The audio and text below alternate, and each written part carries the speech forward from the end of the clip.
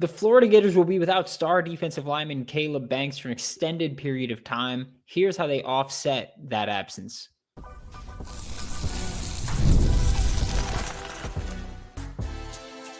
You are Locked On Gators, your daily podcast on the Florida Gators. Part of the Locked On Podcast Network, your team every day. Hello and welcome back to another episode of Locked On Gators, part of the Locked On Podcast Network, your team every day. Thanks for making Locked On Gators your first listen of the day. Every day we are available daily and free, whether it's in the podcast and on YouTube. Happy Tuesday. I'm Brandon Olsen. Find all my written work with swampsignal.substack.com if you want more Gators written content.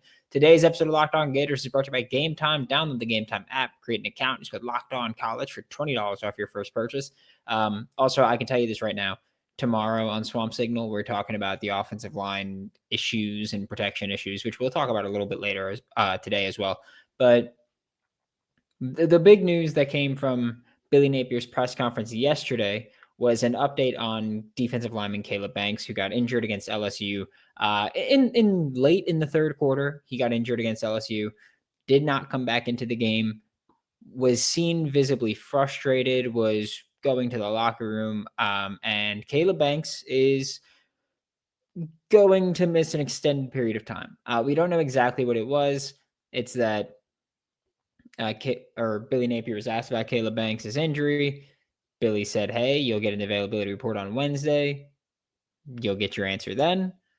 Another reporter said, we won't get an availability report because it's the Miami game, so it's out of conference, so you don't give an availability report. But can we assume that it's a longer-term injury? And Billy Napier said yes. So the Florida Gators will be without Caleb Banks for an extended period of time. I don't know if that's, 3 weeks, the rest of the season. Like it could be anything, but we're told longer term. Usually not a great indicator there, which does suck also because Caleb Banks is someone who in 2024 was a huge driving factor behind this defense, right? The defense got a lot better when Caleb Banks started balling. Then you have this year where defense has 1 sack through 3 games, and it was against USF. I thought that they would be able to generate pressure more consistently against LSU. Wasn't the case, but also they weren't super aggressive with their pass rush plan, right? They spent a lot of time trying to just create pressure by, I guess we'll say, confusing Garrett Nussmeier more than blitzing. Aaron Childs blitzed a few times. Miles Graham blitzed a few times. Bryce Thornton a couple times. You had a few blitzes here and there, but and also even when you had guys that were off-ball players rushing, a lot of it was set up by disguised pressures, which we'll talk about in the third segment today. But Caleb Banks came back for this game against LSU after missing the games against Long Island and South Florida. And Caleb Banks got injured at the end of last year, got off-season foot surgery, missed all of spring, missed a good bit of the sessions leading up to fall camp. In fall camp, we were told, hey, someone stepped on his foot. He's in a boot, but he's going to be fine. This is more precautionary than anything else. He misses the Long Island game. And again, we were kind of told, hey, it's Long Island. We're not going to put him out there when he doesn't need to be out there. He missed the USF game. And even in the USF game, I would disagree with this thought process. But even in the USF game, we were kind of told, hey, he could play. We're just playing it extra cautious before we get into Power 4 football. He lost the game. And so, of course, having Caleb Banks would have been nice there. But we also don't know what his actual status was. Then against LSU on Saturday night, he gets hurt again, like I said, in the third quarter, and doesn't come back in. And now we're being told, hey, he's out. For however long that is, he's out. So now you've got the issue of trying to replace Caleb Banks. But here's the thing. The defense has been balling so far this year. The defense balled when Caleb Banks wasn't on the field against LSU. Because, again, they rotated defensive linemen a lot against LSU. There were 55 total plays for Florida's defense against LSU's offense. The only players that played every single down were both safeties, Bryce Thornton and Jordan Castell. When you look at the defensive line, And we'll include the edge here. You've got George Gums played 31 of 55. You've got Jaden Woods played 29 of 55. Caleb Banks played 29 of 55. Tyreek Sapp played 28 of 55. Cam James played 27 of 55. Jamari Lyons played 26 of 55. Brendan Bett played 18 of 55. Brian Taylor Jr. played 15 of 55. Jeremiah McLeod played 10 of 55. Joseph Mbachu played 8 of 55. And Kofi Asari played 7 of 55. When you talk about how many guys rotated frequently and how they all performed well, you then have to add this little addition of, well, now those guys are going to play more snaps, and you either introduce another player or you just hope that those guys still play well with a larger sample size. I do think that the absence of Caleb Banks is going to lead to more guys, or is it going to lead to the same number of guys pretty much playing more snaps at that 3 tech spot? I think that you'll see more of Brendan Bett, significantly more of Brendan Bett, who didn't play as much. And also, I don't think we saw him until the second half, if I'm not mistaken. So I would take that as, they kind of suspended him for the second half of the game, or for the first half of the game after spitting on someone against South Florida, ultimately costing the Florida Gators the game, or being a significant contributing factor there. But Brendan Bett, when he's been on the field, has played very well. Like this is a thing that we talked about too, where he already knows a lot about the defense because he was recruited by Ron Roberts. He played for Dave Aranda, and then he transferred to Florida. Defensive system didn't change that much for him. Jeremiah McLeod as a true freshman, I thought he looked really good in his limited snaps. I don't know what he would look like with a larger sample size. I'll say that for sure. I think Brendan Bett could handle a larger sample size, still look pretty good. I don't know what Jeremiah McLeod would look like with a larger sample size. Mostly because, and you can go back to when he was a recruit when we were talking about him, he's a true freshman. So you can go back to when he was a recruit and we were talking about him here on Locked On Gators. He wins a lot with his effort and with his first step. And so I think that now that he's at Florida, he played in mostly pass rushing situations, which, to be fair, a lot of just any down is a pass rushing situation against LSU because, well, they're going to throw the football a lot. They ran the ball, I think, on designed runs like 22 times. And so they're going to throw the ball a lot. So everything's a passing down situation. Maybe that's why you saw more of Jeremiah McLeod, where it's like, all right, well, we know they're going to be throwing the football. So let's get a guy that can rush the passer in there. I would be very interested to see if we see maybe Tyreek Sapp bumping in to the 3 tech spot more, where also I will say this, Tyreek Sapp, slow start to the year. I think that the LSU game is probably his best game, which big testament, I think, for him. But I think that the LSU game is probably his best game. Slow start to the year again, but putting it together a bit more, turning it up a bit more. So I'd be very interested to see if we see Tyreek Sapp play a bit more 3 tech and Cam James play more of that F spot where, Cam James played really well against LSU. Last year against Miami, Cam James was arguably your best defensive player overall. Wouldn't shock me if this week against Miami, you see Cam James get more playing time. You see Tyreek Sapp play more 3 tech. Like, you're going to go up against a really, really good offensive line. Okay? And we'll talk about this later in the week, but I do think that the game plan you utilized against LSU defensively is one that you can run I'll say, very similar defensive game plan against Miami. I think that you can do that. I think that you might have to live with, hey, there might be less pressure created against Miami, but I also think that you're dealing with, I'm trying not to do the trash talk thing in this moment. I'll talk trash short, but not in this moment. But I think Garrett Nussmeier is a lot smarter as a quarterback than Carson Beck is. Carson Beck, more physically talented, but I think that Garrett Nussmeier, and that's a whole other thing that you're going to have to deal with, but I think Garrett Nussmeier is smarter, and the fact that you were kind of throwing him for a loop a little bit and winning against him with that and winning. Obviously, scoreboard, you weren't winning wise, but defense, you were on film. you were winning those reps. And I think that's very important when we talk about this game against Miami, which we're going to talk about more on Thursday and Friday. We're going to have Alex Dono from Locked On Canes. We're going to run that back again because, of course, we are. But Caleb Banks is gone. Significant amount of time he's going to miss. I don't like it. I'm not going to hit the panic button because of it.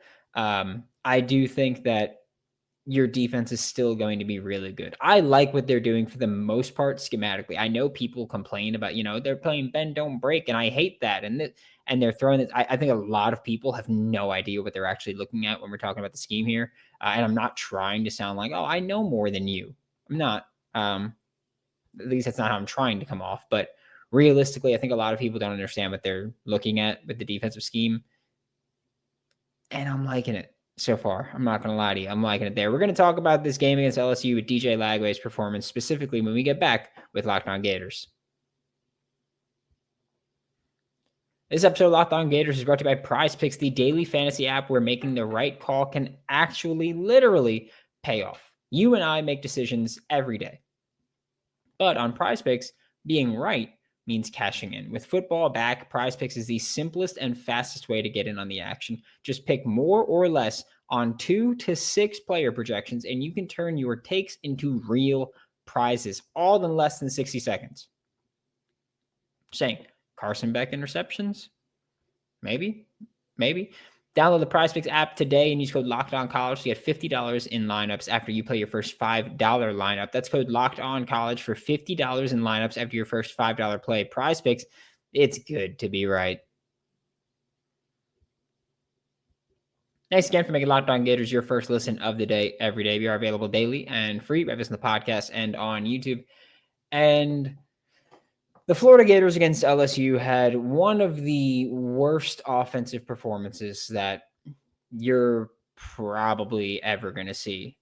Just in general, where you lost 20 to, and I said this on Saturday night after the game, like it felt like watching a Muschamp Florida team where it's like, yeah, offensively, we can't do anything, especially in the passing game, but our defense is going to play lights out. You gave up 20 points total in a game where your quarterback threw 5 picks, one of which was returned for a touchdown. And I know that there's people that bring up, well, those picks led to field goals and stuff like that. So really, your defense or really your quarterback gave them 13 points. Like, sure, I don't care for that conversation. I mean, literally pick 6, 7 points.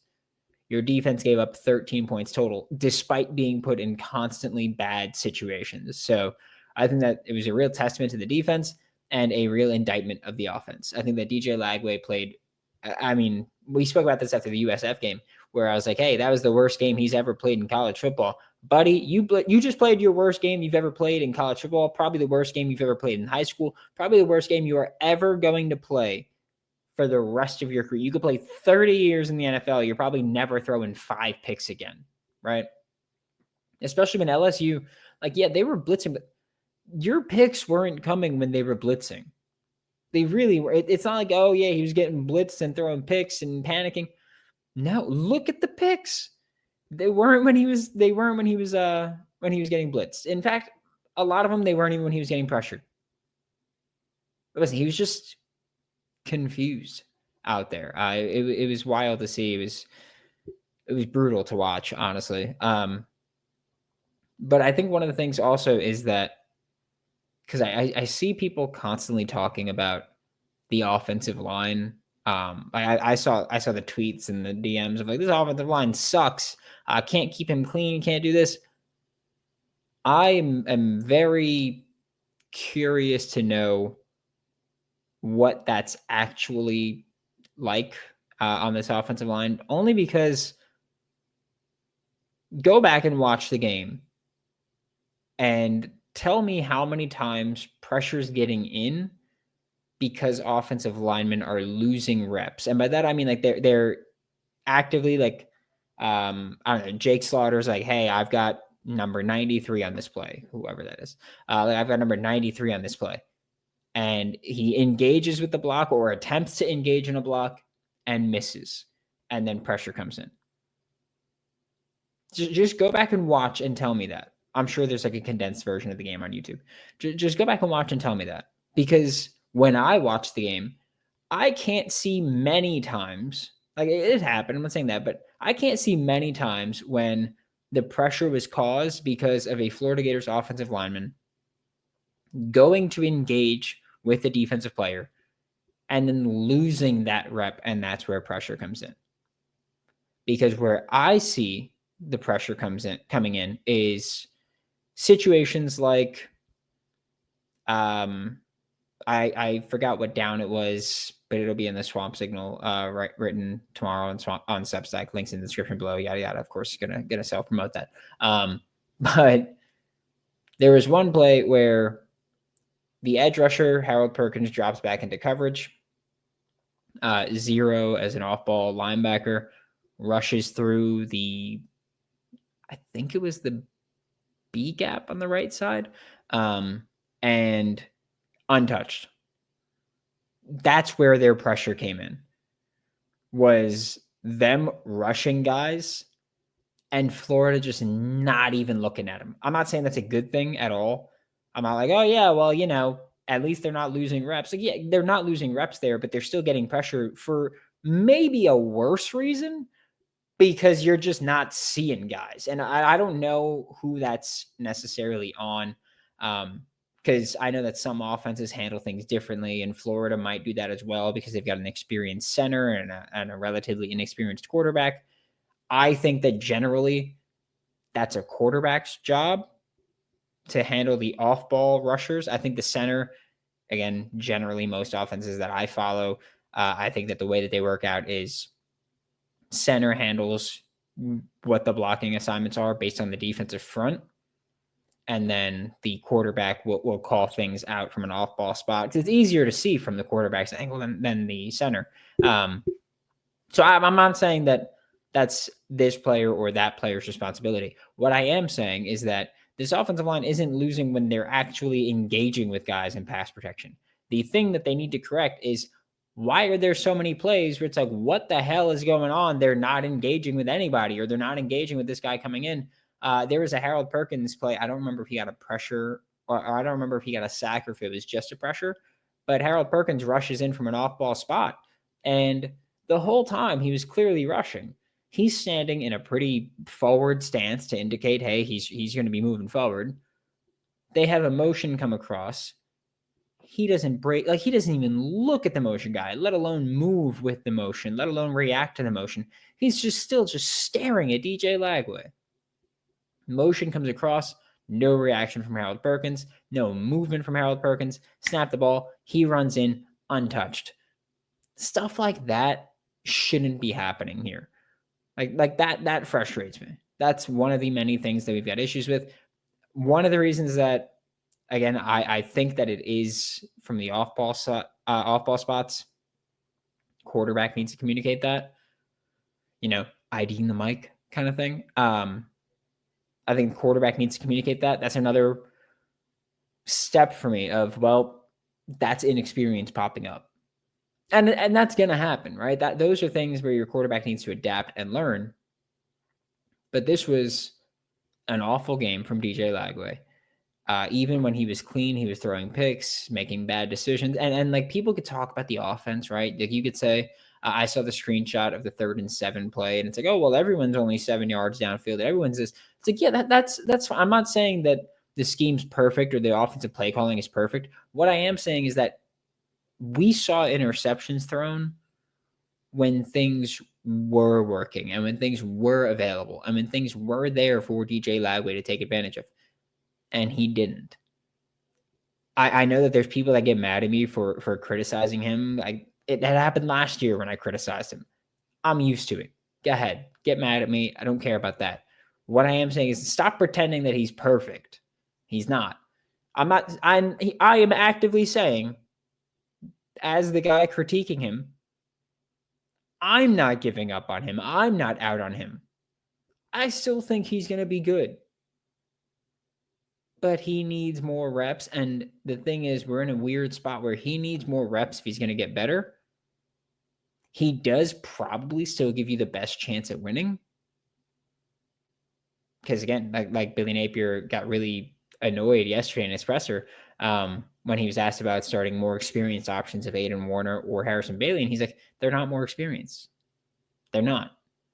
Like, he got sassy with it, where he was like, that was a bad question. But he's also not wrong in saying that they're not more experienced than DJ Lagway. They've been in college longer, but they're not more experienced in terms of actually going out there and playing.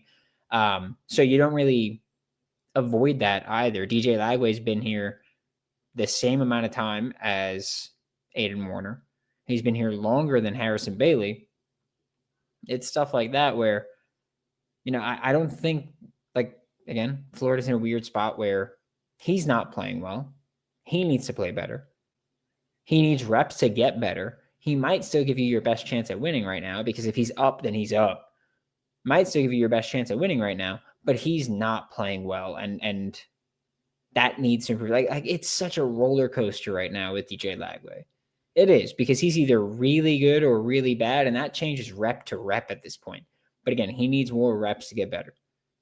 I will continue to be critical of him. I don't care that it's like, oh, well, because I had Bird William in the comments yesterday talking about how I say DJ Lagway needs reps to improve, but I still criticize him and critique him. It's like, yeah, because he's a starting quarterback in the SEC. He's a starting quarterback in the SEC making mistakes that a starting quarterback in the SEC shouldn't make in year two. Like, yeah, he's young. He needs more reps to get better. I acknowledge he's getting those reps. I think he'll still be good, but he needs to be better quicker than he's going. Like, he needs to develop sooner than he's been developing right now. And I get it. He's only been practicing full-time for a month at this point. Understood. There are expectations here, and you need to pick it up a little bit. I don't need you to be amazing. I don't need you to make every throw perfectly, but you do need to pick up in the areas where you are capable of picking up.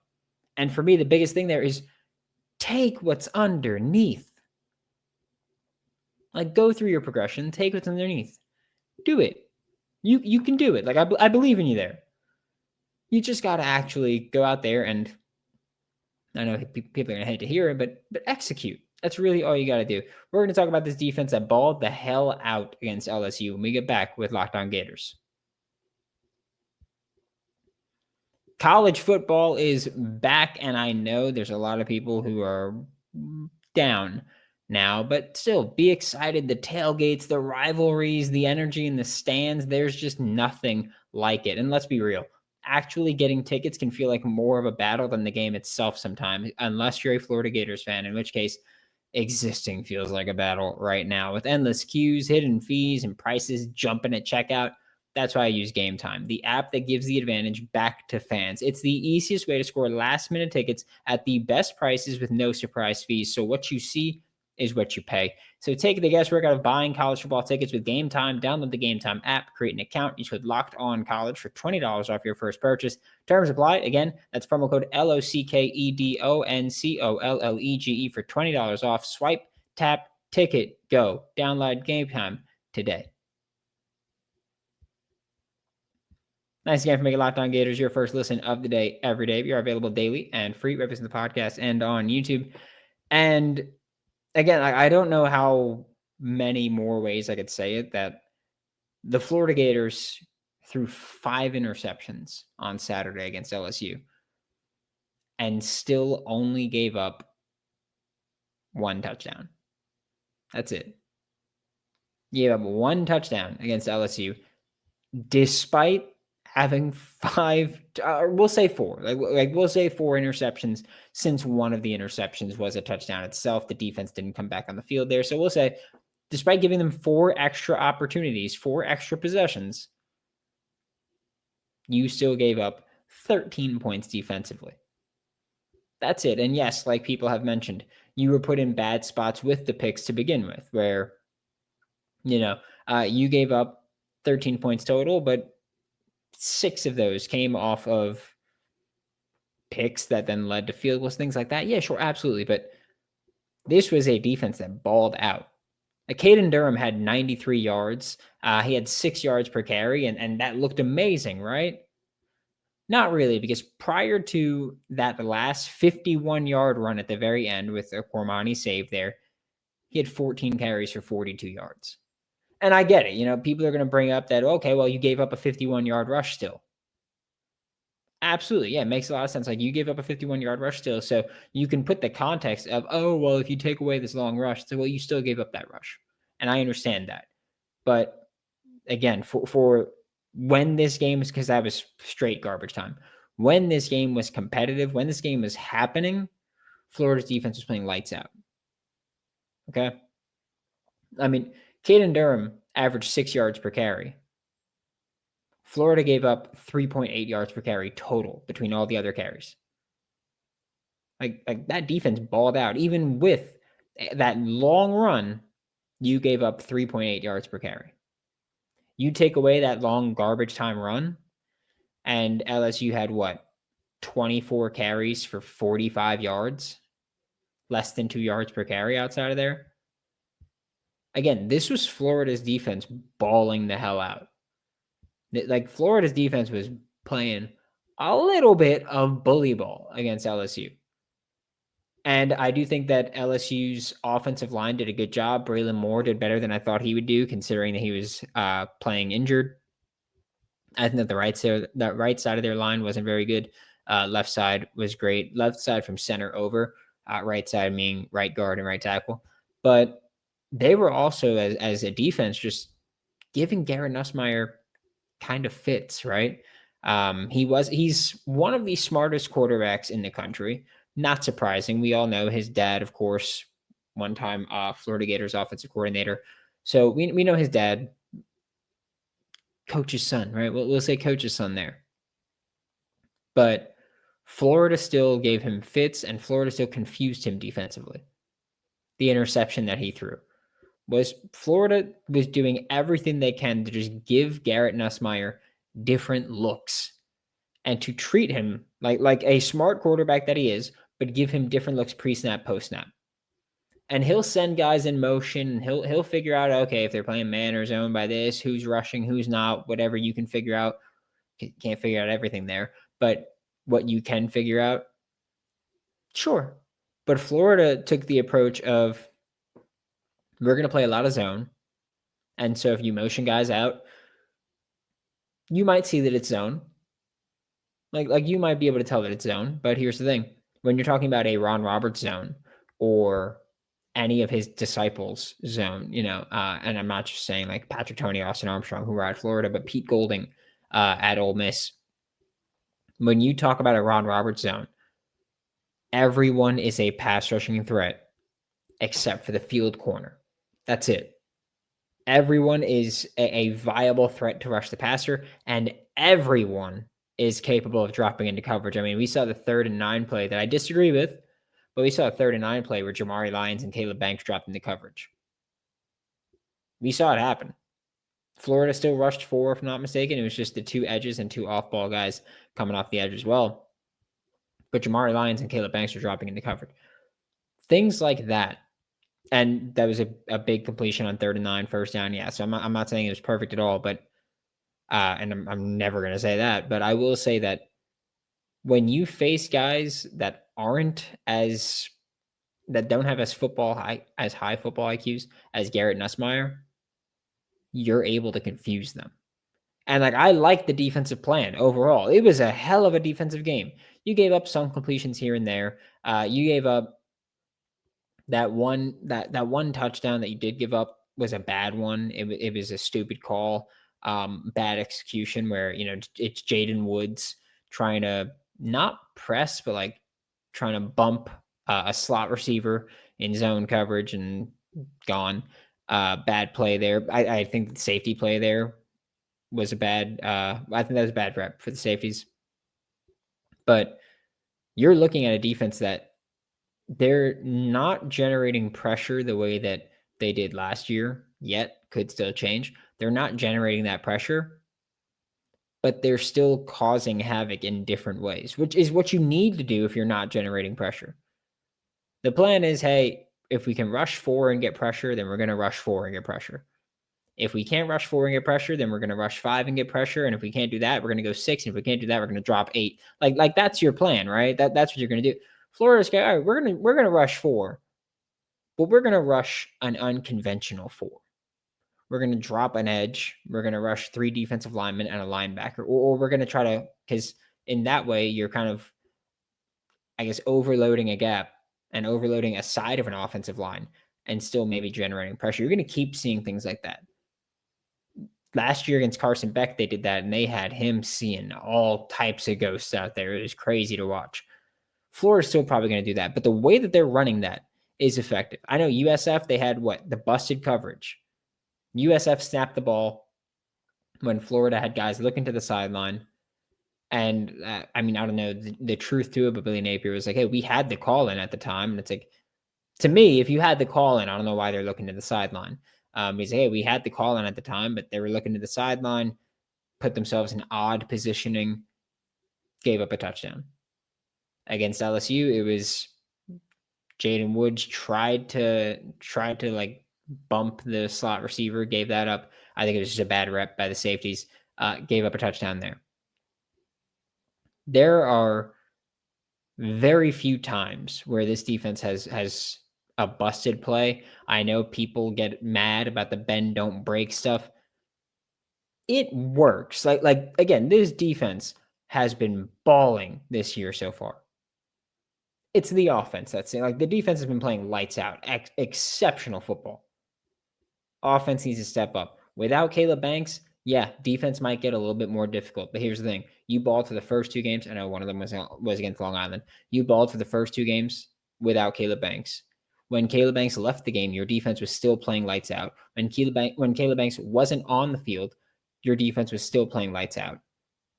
You can still be a really good defense without Caleb Banks.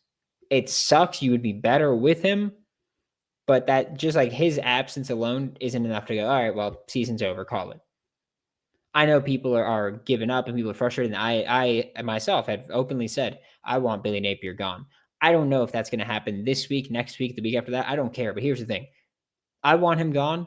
I still want my Florida Gators to win every damn football game. And that's never going to change. Never. Even in the NFL, where if you lose, you get a better draft pick. I still want my team to win every single game. I don't care what the implications are. I want wins. Florida's defense, good enough to keep you in any game you're going to play this year. If the offense steps up, you're going to get wins again. Simple as that. Florida Gators defense, damn good. Offense, your turn to pick it up just a smidge. Just a smidge. That's all I'm asking. Be competent, and you win more games. Thanks for making Locked On Gators your first listen of the day. Every day we are available daily and free, wherever in the podcast and on YouTube. We will be back tomorrow with Hayden Hansen, Florida Gators starting tight end for Locked On Gators. I'm Brandon Olsen. Don't forget to follow me on Twitter at WNS_Brandon. Find written work about the Florida Gators with swampsignal.substack.com. The link is in the description below. We're talking offensive line tomorrow, and I will see you all next time.